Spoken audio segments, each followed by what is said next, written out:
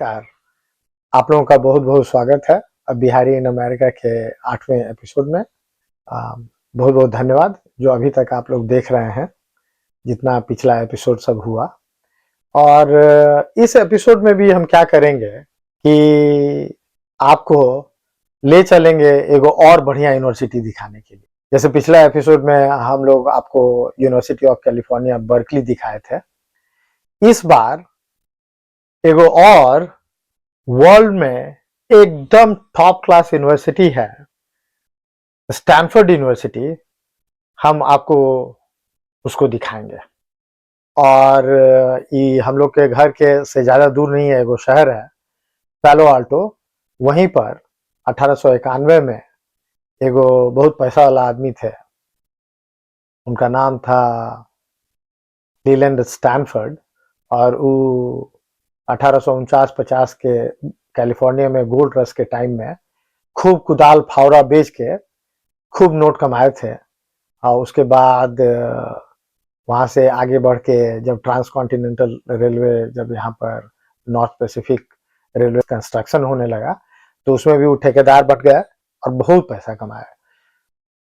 अब जब उनका एगो 16 साल से कम उम्र का बुतरू लड़का का जब देहांत हो गया टाइफाइड बीमारी से, जब वो लोग इटली के दौरा पर थे, तो दोनों दूल्हा कन्या काफी दुखी हो गए। तो स्टैनफोर्ड साहब और उनकी कन्या थी जेन लेथ्रॉप, तो दोनों सोचने लगे कि क्या किया जाए। एक वो बेटा था, उसके मेमोरियल में क्या किया जाए जो कभी वो मिटे नहीं और दुनिया उसको याद रखे। तो उनके दिमाग में आया कि मोस्ट एंड्योरिंग लेगेसी जो होगा वो एक कॉलेज बनाए, एक यूनिवर्सिटी बनाए। तो दोनों हस्बैंड वाइफ अपना पूरा प्रॉपर्टी, करीब $20 मिलियन था,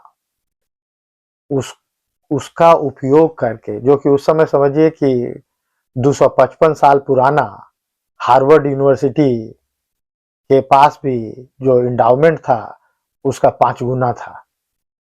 अब वो पैसा को डेडिकेट करके वो लोग 1891 में ये यूनिवर्सिटी बनाए। और उसका फाउंडेशन ही था कि खाली ये जो है प्योर साइंसेज, लिटरेचर, लैंग्वेज वगैरह में नहीं पढ़ाया जाएगा, बट ऐसा चीज सब पढ़ाया जाए जैसे कि फ्यूचर में अमेरिका में बिजनेस को भी सपोर्ट करे, टेक्नोलॉजी को भी सपोर्ट करे। और अमेरिका का जो 1890s में शुरू हुआ और 1920s तक चला, जिसको बहुत ही पीरियड ऑफ अनब्राइडल्ड ग्रोथ कहा जाता है, सो गिल्डेड एज, तो उसमें कैसे इंफ्रास्ट्रक्चर को के डेवलपमेंट और ग्रोथ को सपोर्ट करने के लिए स्टैनफोर्ड यूनिवर्सिटी यूजफुल डिग्री लोगों को प्रदान करे। तो ये पहला one of the very first university था जिसको उन लोगों ने को एजुकेशनल शुरू से ही रखा। यहाँ पे केवल पुरुष ही नहीं, महिला लोग भी जाके अपना पढ़े और आगे चल के फ्यूचर इकोनॉमी में वो योगदान दे। तो बहुत ही इंस्पायरिंग यूनिवर्सिटी है। यहाँ पर आपको लेके इसलिए चल रहे हैं कि ताकि बिहार में बच्चा सब भी देखे, अब बच्चा के गार्जियन लोग भी देखें और उनके रिलेटिव्स भी देखें कि केवल आसे पास का कॉलेज नहीं है जो कि बहुत अच्छा सोचने और समझने का शक्ति प्रदान करता है। उनका बच्चा बुतरू सब खूब मन लगा के पढ़ेगा, तो इस तरह का यूनिवर्सिटी वर्ल्ड में एग्जिस्ट करता है, जहाँ की उनको अपने मेरिट पर एडमिशन होगा और वहाँ से पढ़ लिख के आएंगे। तो जैसे स्टैनफोर्ड में अभी 94 बिलियनर हैं यहाँ से, एक के यूनिवर्सिटी से 35-36 नोबेल लॉरिएट हैं और एगो प्रेसिडेंट और 2 गो जस्टिस थे सुप्रीम कोर्ट के। इतना सारा अकॉम्प्लिशमेंट है कि हर एक फील्ड में कि नाम गिनाना शुरू करेंगे तो सवेरे से शाम तक गिनाते रहेंगे, नंबर नहीं खत्म होगा। तो और भी इससे थोड़ा सा हम लोग भी इंस्पायर हों कि देखें कि हम लोग का के यहाँ का एगो 108 साल पुराना यूनिवर्सिटी, पटना यूनिवर्सिटी, वो बेजोड़ हिस्ट्री से शुरू होके आज गताल खाता में चला गया है, और यहाँ पर करीब 130-35 साल पुराना यूनिवर्सिटी है जो इतने कम अवधि में वर्ल्ड के टॉप में आ गया है। तो हम लोग भी, जो बहुत लोग जो पैसा कमा कमा के तोशक तकिया बनाए हुए हैं, और लग रहा है कि ये कितना कमा लें कि उसका कोई अंत नहीं है, ताकि कमाए यहाँ पर भोगे भी और थोड़ा जेबी में कस के ऊपर भी ले जाए।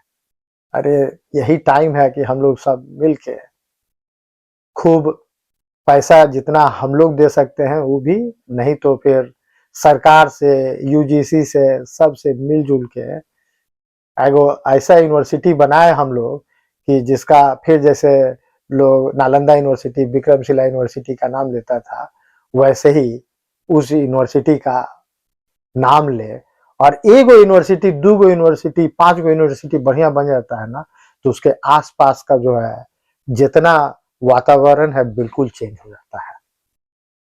तो इसीलिए यूनिवर्सिटी बनाना बहुत जरूरी है।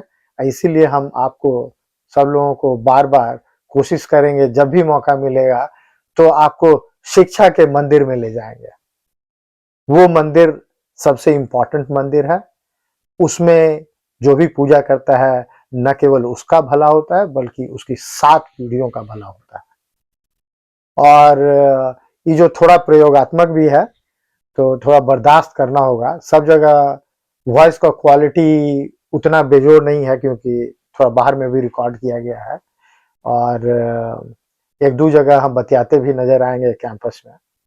बट हम लोग, सब लोग इस सब यूनिवर्सिटी को देखें, सीखें, और कोशिश करें कि अपने यहाँ भी ऐसा यूनिवर्सिटी बने जो कि शोध और शिक्षा में फिर से हम लोगों को नंबर 1 बनाए।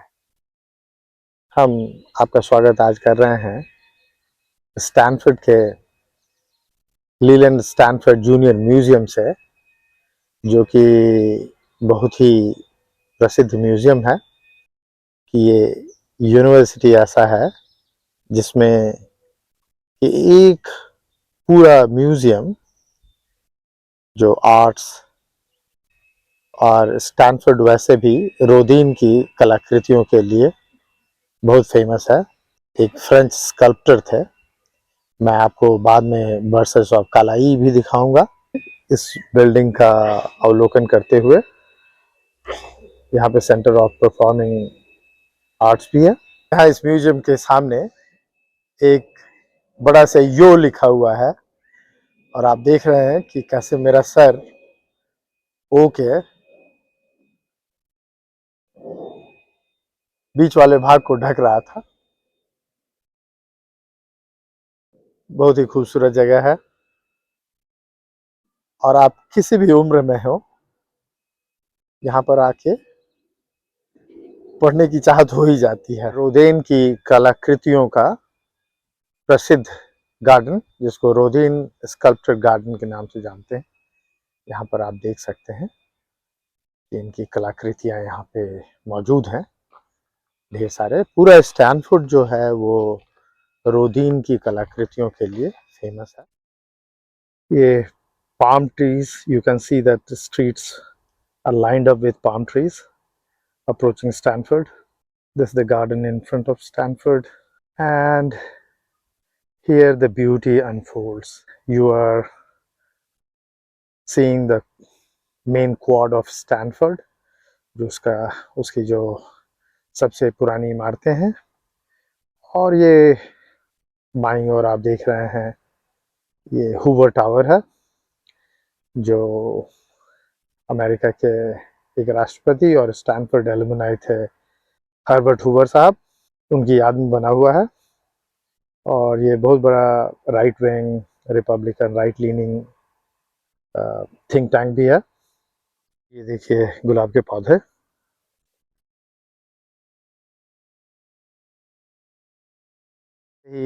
जैसे ही क्वाड में आप प्रवेश करेंगे तो आप देखेंगे कि आप अपने आप को यहाँ के प्रसिद्ध मेमोरियल कोर्ट पाते हैं। और ये स्टैनफोर्ड का one of the oldest buildings है और ये बहुत ही फेमस है इन कलाकृतियों के लिए जिनको वर्सेस ऑफ कालाए के नाम से जाना जाता है।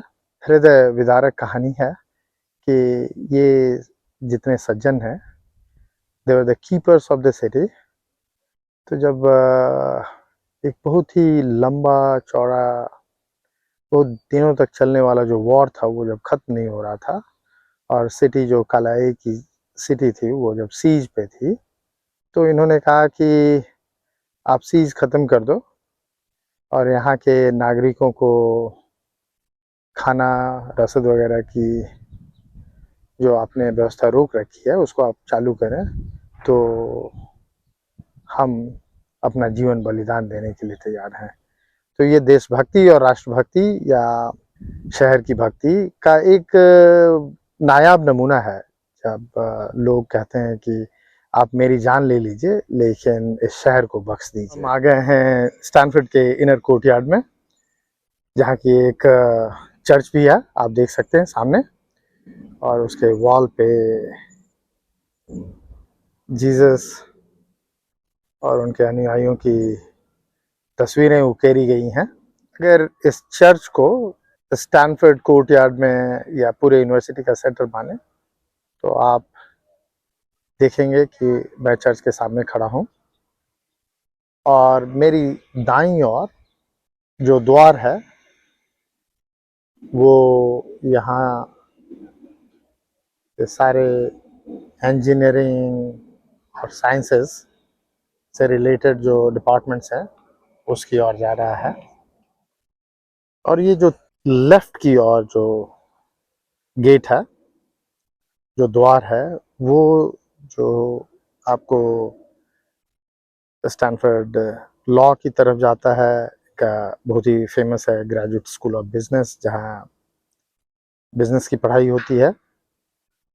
और मेन इमारत में तो सारे लिटरेचर, ह्यूमैनिटीज, हिस्ट्री वगैरह हैं ही। और बाईं तरफ के ही गेट से जब आप जाएंगे तो वहाँ book store, library, Hoover centre सारा आपको मिलेगा। यहाँ का बहुत ही प्रसिद्ध फाउंटेन है स्टूडेंट्स कॉमन एरिया में, आप देख रहे हैं, तांबे का बना हुआ है। अभी तो मॉर्निंग में बच्चे अपने क्लासेस में हैं, वरना ये बड़ा ही हैपनिंग प्लेस है। मैंने देखा है कि जुलाई, अगस्त, सितंबर में जब थोड़ी धूप ज़्यादा कड़ी होती है, गर्मी ज़्यादा अपनी उमंग पे होती है, तो यहाँ छोटे छोटे बच्चों को हमने देखा है कि इस फव्वारे के अंदर नहाते हुए। और यहाँ से भी बहुत सारे लोगों ने नोबेल प्राइज़ जीता है और इंडस्ट्रीज़ में बहुत नाम किया है। आप बहुत सारी कंपनियां देख लें, चाहे वो गूगल हो, चाहे याहू हो, चाहे एक नेटवर्किंग कंपनी जहां मैं पहले काम करता था, सिस्को सिस्टम्स, ये सारे जो विश्व प्रसिद्ध धनाढ़ कंपनियां हैं, इनकी शुरुआत स्टैनफोर्ड में हुई है। मोस्टली स्टूडेंट्स जो यहाँ पे अंडर ग्रेड, पोस्ट ग्रेजुएट और पीएचडी स्टूडेंट्स थे, उन लोगों ने इन कंपनियों की शुरुआत की और इन्होंने काफ़ी वेल्थ क्रिएट किया है वर्ल्ड में।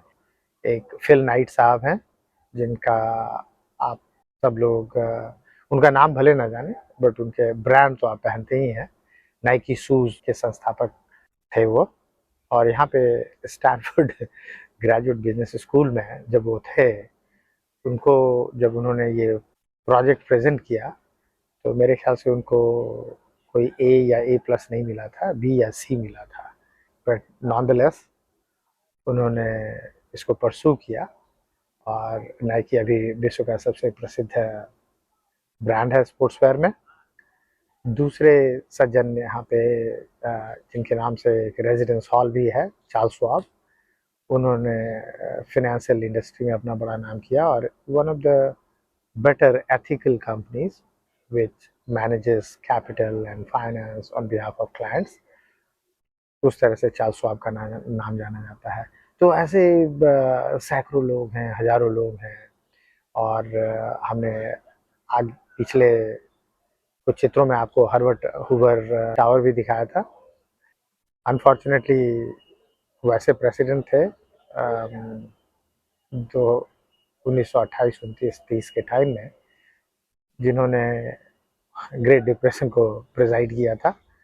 उस समय इकोनॉमिकली तो उनका कोई खास कंट्रीब्यूशन था नहीं, लेकिन बाद में ह्यूमैनिटेरियन एंड पीस और वर्ल्ड लेवल पे after he retired from presidency उनका बड़ा कंट्रीब्यूशन रहा। मेन क्वाड के पीछे का हिस्सा जो कि विज्ञान और इंजीनियरिंग से जुड़े हुए डिपार्टमेंट्स का है, उसको दिखाऊंगा। एक एक चीज यहाँ पे इतने प्यार से और इतनी बारीकी से और पूरी तरह से अच्छे डिजाइन के साथ बनाया गया है। चाहे ये पाथवे हो दोनों तरफ पेड़ों से घिरा हुआ, चाहे यहाँ के बिल्डिंग्स हो, हर एक चीज में प्रकृति के साथ सामंजस्य बिठाने का और उसके साथ तालमेल रखने का पूरा प्रयास है और उसमें इनको काफ़ी सफलता भी मिली है। पूरे कैंपस में आपको इस तरह के पॉन्ड्स, उसमें ढेर सारे फव्वारे लगे हुए हैं, चारों तरफ पेड़ पौधे हैं और उसकी छाया में लोग पढ़ते हुए। ये Jerry Yang and Akiko Yamazaki environment and energy building है।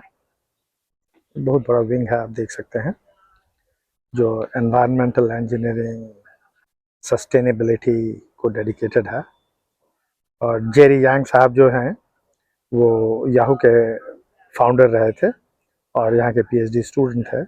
और वहाँ यहाँ स्टूडेंट रहते हुए उन्होंने had co-founded Yahoo, which became one of the biggest search engine before Google।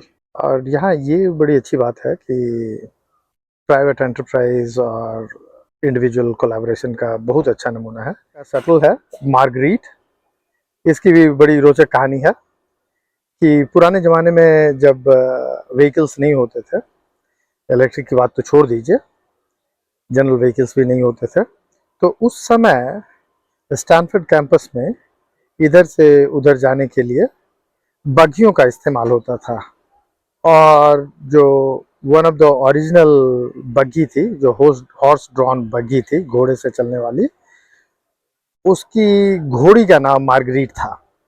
तो बाद में मार्गरीट दिवंगत हो गई और उसी तरह से वो घोड़े से चलने वाले टमटम बग्गियाँ भी दिवंगत हो गई। और उसके बाद जब यहाँ आजकल इलेक्ट्रिक पावर्ड व्हीकल्स का दौर है, उस समय भी मार्गरीट जो है अभी भी जिंदा है। उनके नाम से सारी यहाँ की जो शटल हैं, ये यहाँ का इंजीनियरिंग एनक्लेव है। बहुत ही अच्छा लगता है यहाँ पे आने पर। चारों तरफ आपको लगेगा कि सारे इंफ्रास्ट्रक्चर को देख के आप में भी इंजीनियरिंग का इंडक्शन होने लगेगा। चलिए मैं आपको दिखाता हूँ कि कहाँ प्लैनेट्स की रेप्लिका बनी हुई हैं। देख रहे हैं कि ये Shri Ram centre of bio engineering and chemical engineering building है। ये श्री राम साहब इंडिया से आए, इन्होंने यहाँ पढ़ाई की, फिर बाद में अपने बिजनेस में काफ़ी सक्सेसफुल हुए और उन्होंने यहाँ पे कंट्रीब्यूट किया और उनके नाम से ये बिल्डिंग है जहाँ पे बायो इंजीनियरिंग और केमिकल इंजीनियरिंग की पढ़ाई होती है। आप देख रहे हैं ये गोल गोल आकृतियाँ, ये सारे प्लैनेट्स को रिप्रेजेंट करती हैं और हर एक जो है एक डिफरेंट पत्थर की बनी हुई हैं। मुझे याद है कि बचपन में मेरी डॉटर्स जो जब इस कैंपस में आती थी तो they like to climb on these round structures. प्यारी हवा चल रही है, धूप खिली हुई है और ये अच्छा सा माहौल है बच्चों के पढ़ने का, हम लोगों के विचरण करने का। मेरा बस चले तो स्टैनफोर्ड में ही कहीं किसी कोने में, किसी अमराई में एक झोपड़ी डाल लूँ। Shri Ram centre of bio engineering and chemical engineering के सामने मैंने अपनी दुकान लगाई है और फिर आपसे बातें कर रहा हूँ। यहाँ पे बैठ के बड़ा ही सुकून महसूस होता है। हम सोचने को बाध्य हो जाते हैं कि क्या ऐसा करें कि हमारे बिहार में भी इस तरह के यूनिवर्सिटीज़ बने। यहाँ पे एक बात तो तय है कि चाहे आप राइट थिंकिंग वाले हैं या लेफ्ट थिंकिंग वाले हैं, इन्होंने शिक्षा संस्थान तो बना ही दिए हैं, जिसकी सबसे पहली और बड़ी ज़रूरत होती है किसी भी राज्य या देश के निर्माण के लिए, उसको आगे बढ़ाने के लिए। उसके बाद आप अपनी विचारधारा के पक्ष में या विपक्ष में जितना भी वाद विवाद कर सकते हैं, डिबेट कर सकते हैं, वो एक अच्छी बात होती है। हमारे यहाँ जो है पता नहीं, वाद विवाद तो हम लोग काफ़ी करते हैं लेकिन निर्माण में पीछे रह जाते हैं, और वाद विवाद भी इतना करते हैं कि उसी में हमारी सारी सारी शक्ति छिन्न हो जाती है और आपके पास कोई एनर्जी बचता नहीं है कुछ आगे करने के। सोच लीजिए, हम सब मिलके अगर एक यूनिवर्सिटी ऐसा बनाए, एक यूनिवर्सिटी बर्कली जैसा बनाए, जो कि बे एरिया में 30-40 माइल के रेडियस में रहता हूँ, यहाँ 2 विश्व स्तरीय विश्वविद्यालय हैं और ढेर सारे स्टेट लेवल के यूनिवर्सिटी हैं। करीब 7-8 यूनिवर्सिटीज़ हैं जहाँ की जैसी आपकी अफोर्डेबिलिटी है, जितना आपका सामर्थ्य है, उस हिसाब से आप बहुत ही अच्छी क्वालिटी का एजुकेशन प्राप्त कर सकते हैं। और एक बार अगर किसी स्टेट के सेकेंड ईयर यूनिवर्सिटी में चले गए तो ऐसा नहीं है कि आप ज़िंदगी भर वहीं पढ़े रहेंगे। आप वहाँ से अच्छा करते हैं तो फिर आपको स्टैनफोर्ड, बर्कली या अन्य तरह की यूनिवर्सिटीज़ में मौका मिलेगा। और यहाँ पे सबसे बड़ी बात है कि शोध पे बड़ा ध्यान दिया जाता है और इनोवेशन और डिस्कवरी पे ध्यान दिया जाता है।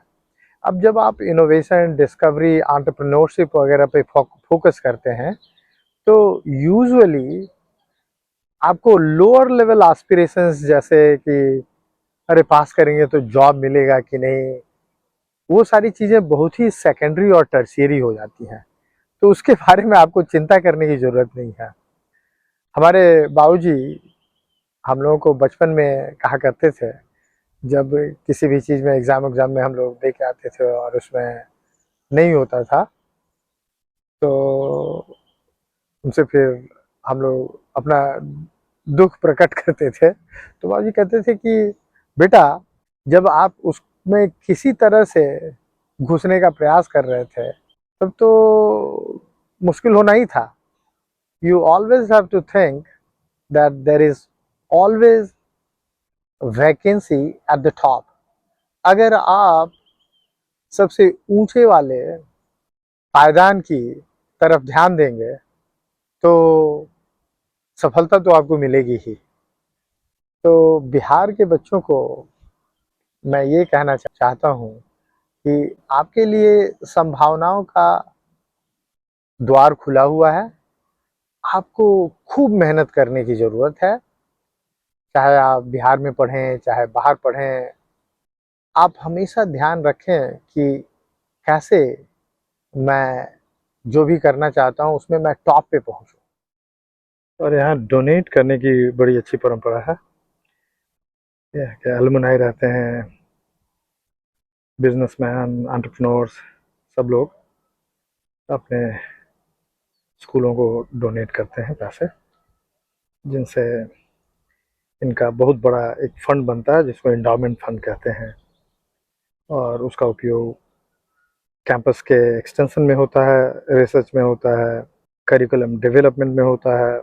It creates a really great virtuous cycle which promotes education, research, and development not only in academia but in the surrounding economic space. It's a brilliant device and innovative idea that keeps on giving.